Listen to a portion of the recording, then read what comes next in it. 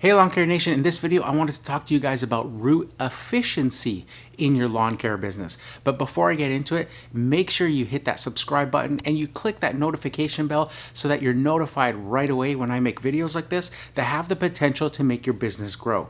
So root efficiency, what is it exactly? Well, we've all heard guys talking about root density and how important that is in your lawn care business. But what is root efficiency? Well, that's basically the next step after root density. It's what you do or what you strive to do with that root density to make yourself even more profitable and to make your overall business even more efficient. What I mean here, of course, is root density means grouping all of your clients in a specific area so that you're saving yourself all of the drive time and wasted time sitting in traffic and focusing in on specific areas. But even within those specific areas, like certain neighborhoods, you can drill down even deeper with efficiency to make yourself more profitable or just to save yourself a lot more time. I'll give you an example. I will usually work on root efficiency in my lawn care business depending on a couple of factors. The first is the way my trailer and equipment setup is set up. As a lot of you guys who have seen my trailer, you know that I've got a side door that opens up and it has my commercial 30 in there, my trimmers and stuff. And as such, what I like to do is when I'm pulling up to a property is position myself so that I'm on that right side, so that that equipment door opens up to that client's property. So what I will do is I will organize those properties based on what side of the street they're on. So I'll give you an example. If I'm doing a house on the right side of the street, and there may be another house across the street that I service, but it's maybe 2 or 3 doors down. And I could take that equipment once I'm done trimming and mowing and all that. I could go across the street. Now, if this is a small residential street with no traffic, then this is easy enough to do, to make that one stop and go across the street. But if it's a busier street with more traffic and you're having to wait for breaks in traffic to get across, and sometimes put yourself in a dangerous situation with mowers and equipment trying to get across, what I'll do instead is, even though those houses are technically close together, I'll do the house A on my route first, and then I'll continue on past that second house and just continue on my route and do the next houses. But as I loop around and then start heading back to my starting point, which is my house, I'll then hit that second house on the way back, because now I'm on that side of the street and all of my equipment will be facing that way, and it saves me from crossing busy traffic and all that sort of stuff with the equipment. So that's one example of route efficiency.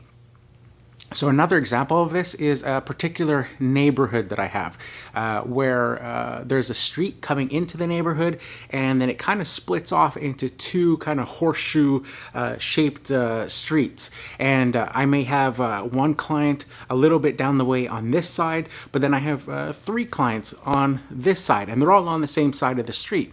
And for me to pull in and turn to the right and have to go to that first house and do a U-turn and all that isn't quite as efficient as if I were to pull in and just make a left and service those 3 houses that are on the same side of the street on that side. And what I'll do in particular with this scenario is I'll do those 3 houses and they end my route for the day because they're closest to where I live. And what I'll do is the next day, as I'm leaving the neighborhood and I have to exit back out that street, I'll come around the other side of that loop and service that next client that I missed the previous day on my way out of the neighborhood, because now I'm facing that side of the street and it's a lot more efficient for me to do it that way. Now, another scenario where I use root efficiency is to do with equipment. Now, because I'm in the city and I've got a lot of smaller properties that I do, a lot of the work that I do is with commercial 21 or commercial 30, a push mower style mower. But there are those bigger properties as well where I can use, the Star stand-on mower or my 36-inch turf tracer to service those properties. But because of that root density, because I'm focusing in on, a certain part of the city, and most of my clients are very close together anyways, it allows me to take that to the next step with root efficiency. And what I can do in this scenario with the different sizes of equipment that I use is, for example, on Wednesdays, I plan my route around just using the commercial 30. Because again, like I said, I have that side door on my trailer. I can put that in there with the trimmers. It's a lot easier and efficient, and it saves me a lot of time in the morning from loading up a bigger machine and having to strap it down. And then, to use that maybe on just one or two houses that may be mixed in to a group of houses that I only use the commercial 30 on, and then having to unload that machine again at the end of the day. What I do instead is I will not mow those one or two houses that would need, say, the turf tracer or the Staris, and I'll save those for the next day where I do a lot of those bigger properties. And I'll focus instead on just the smaller properties that I can do either with a 21 or the commercial 30. So my Wednesdays then become a lot more efficient because I'm not wasting a lot of time loading and unloading a larger piece of equipment or having to look for larger parking spaces that allow me to open up a rear ramp on that particular day because I have that bigger piece of equipment with me, where I can focus in on those smaller properties on that particular day.